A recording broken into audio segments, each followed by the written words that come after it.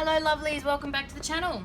So the other day I shared a junk journal flip through that I made for my boys, and I mentioned a swap that I was in. Now this is the journal that I made for that.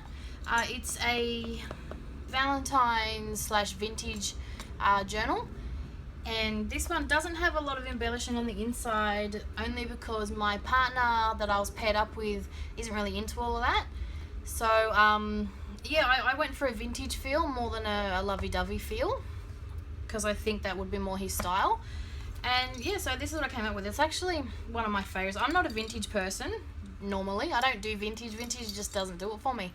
But when I did this, I find myself on Pinterest looking at lots of vintage things and vintage printables that I can use in journals, and you know, so I think it's safe to say that I fairly jumped on board the vintage bandwagon.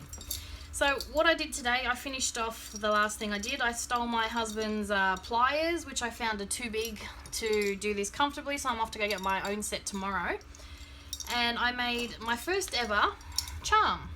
So I went to my local bead shop and got some beads and some awesome charms and a few little things here, and yeah, this is what I came up with. So it's still a work in progress, I'm still learning. But yeah, that was a lot of fun.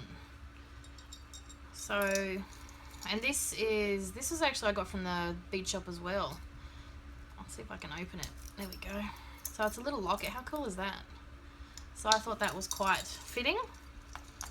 And then this is my journal. So there's 3 signatures, 10 pages each. And it is a repurposed book. It's an old Reader's Digest. So I wanted to keep it, all my other journals I've covered completely, but this one I didn't want to, because I felt that this went with the red vintage theme that I was going for. So I just covered the spine with the book titles. And then on the inside, when I cut the book apart, this was the one of the first pages, and it was still in good condition. So I just put it back on and repurposed it. So this is one of the actual pages from the book. So I just redid my spine, covered up the edges, and then yeah, put those down. So that's part of the actual book, which is really cool. So these are some Kaiser Craft scrapbook papers that I used. I went for I think it's the Mix and Match collection. It's a lot of the craft and red and white, black, red and white in the collection. I've used the black and the white mostly. And then this is on the back of that, because I didn't want to tea dye and ruin the front, I just got some distress inks out and distressed up the page myself. So then I've got coffee dyed paper, just plain paper. This is one of my favourite inclusions. This is actually baking paper that I tea dyed. Sorry, everything's tea dyed, not coffee dyed. And then I just distressed inked the pages. So I'll definitely be using more of this, because that was a lot of fun. Lined paper. Paper clips with just some twine on it. More distress. Tea dyed doily. Copy paper. Pockets. Note paper, middle of the signature, and then I've used some hessian and a paper clip just in there.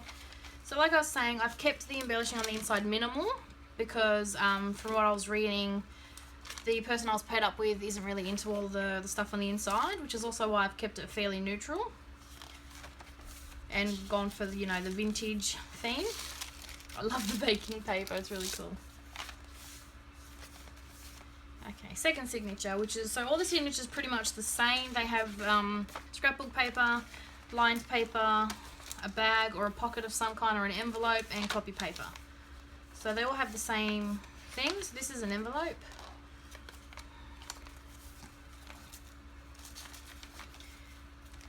A pocket made from note paper with a tag.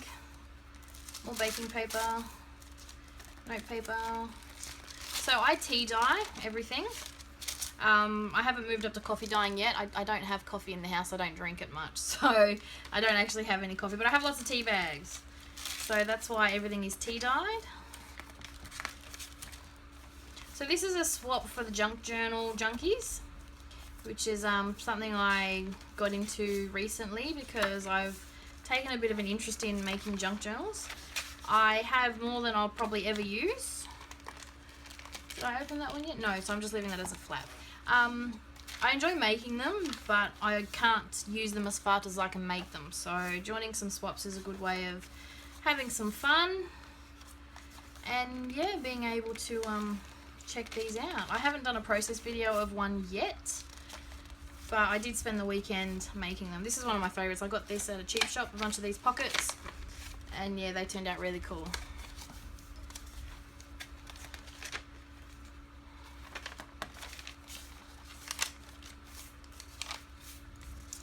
So middle of the signature, another little band just with some of that paper. The other end of the pocket, which I cut open the end to make it double-ended. And I've just got some altered paper clips on here, like I was saying, keeping all of the inside fairly basic, because yeah, that's what my partner is into. And yeah, so, and some distressed pages. So that's it for my journal. So I went for a more of a vintage feel. So yeah, I had a lot of fun making it, a lot of fun. So this is getting posted tomorrow. And I've already started my next one. My sister wants a pink one, a pink journal. And she really likes the marble dyed paper. So yeah, I've been doing that on the weekend. And looking forward to making that one for her. So I will show you a flip through of that when I'm done. So thanks for watching, and I'll see you soon. Bye.